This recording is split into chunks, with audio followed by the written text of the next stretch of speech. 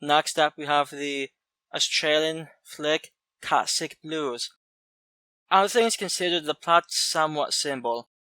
A woman who is well known for having a sort of a famous YouTube cat who everybody watches her cat videos. Her cat gets killed by somebody who comes and rapes her. Keep it together.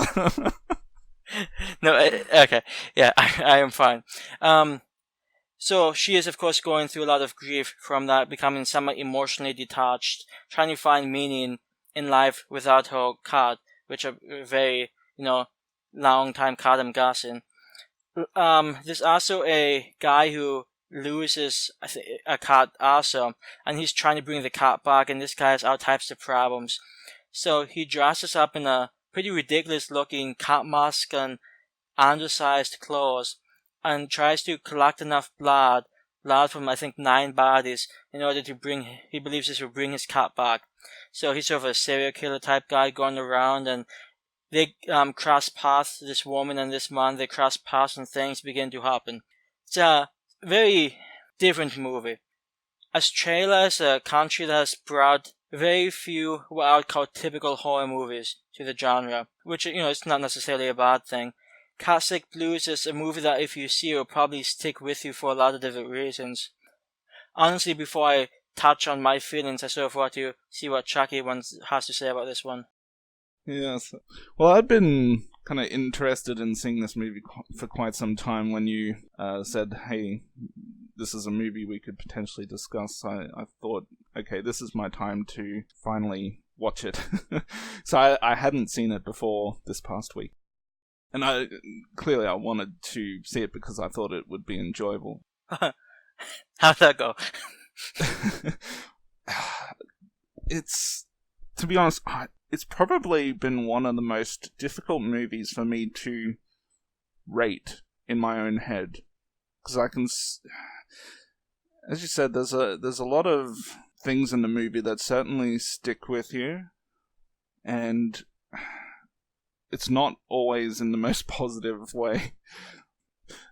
I thought it was a really bleak movie, and obviously it involves some rape, and, when we were talking about I Spit on Your Grave and all the rape stuff, at least there was, some sort of positive spin at the end where she's getting revenge, and the guys that did all that terrible stuff to her, we kind of get to see them get their comeuppance.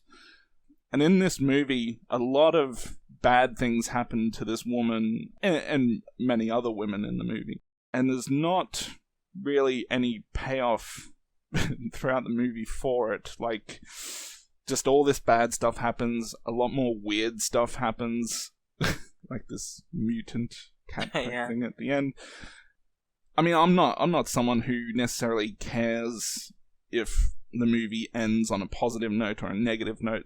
But there was nothing throughout the movie. It just seemed like everything was bleak, and and not that that's a bad thing. It's just, I don't know.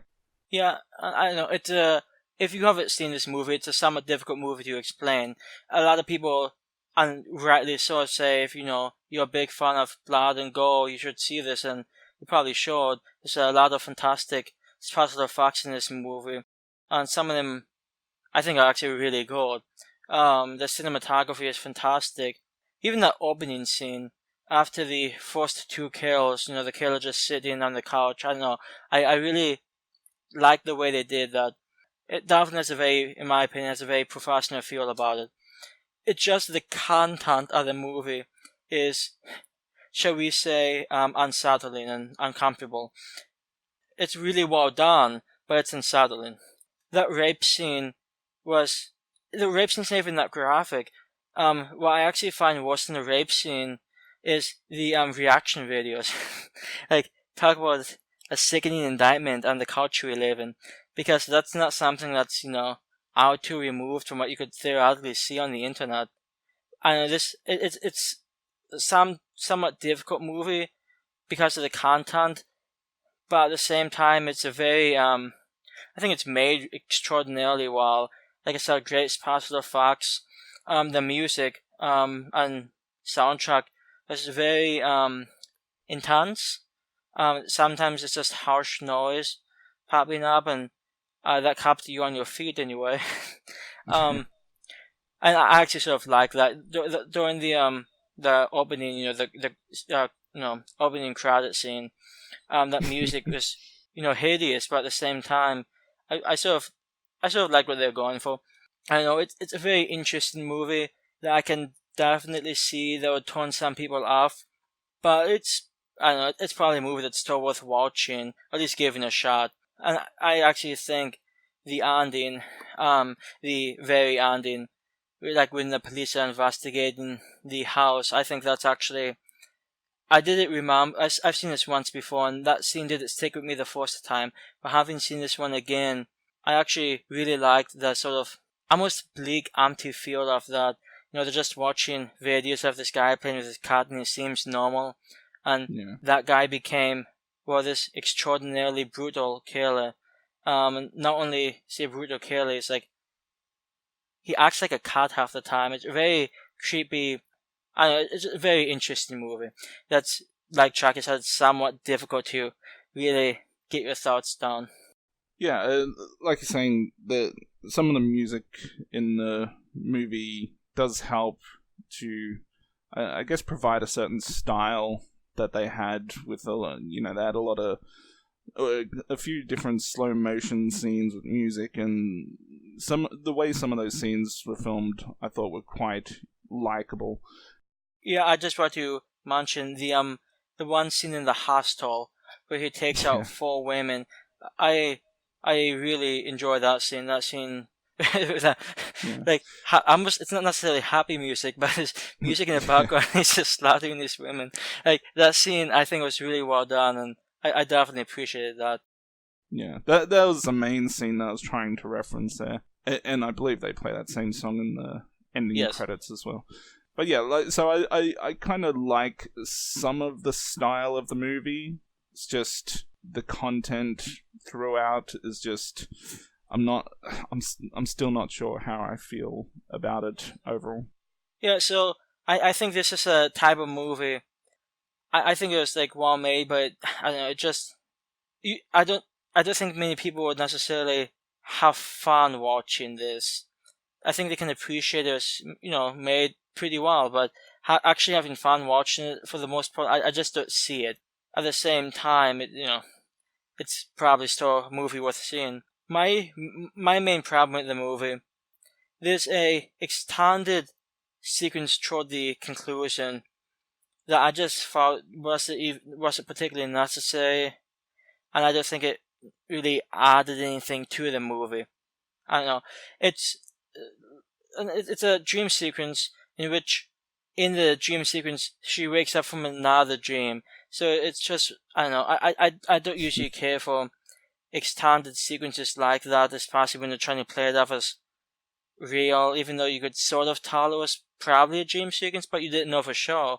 If they had just cut that scene out, I probably would have been a lot happier with this movie. That just felt a bit almost too over the top for me. Especially, well, of course, the ending was all types of messed up. If that scene had been there, I would personally like this movie quite a bit more. It doesn't make the content any easier to get through, but I do think instead of being like an hour 35 minutes, just being like 25 minutes, that probably would have been okay.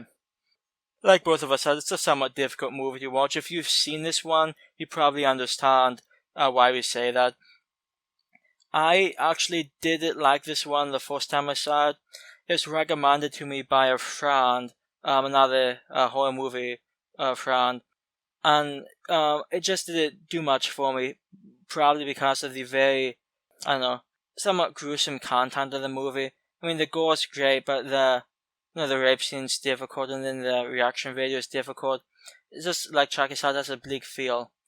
Watching it again, I definitely appreciate the movie a lot more, and I would actually I'd seen it again, I'd probably rate this one above average, and I'd probably end up giving it a 7.5, but because the movie does so many things well, and I only had really one major complaint with it, I'd probably round up to an 8 out of 10.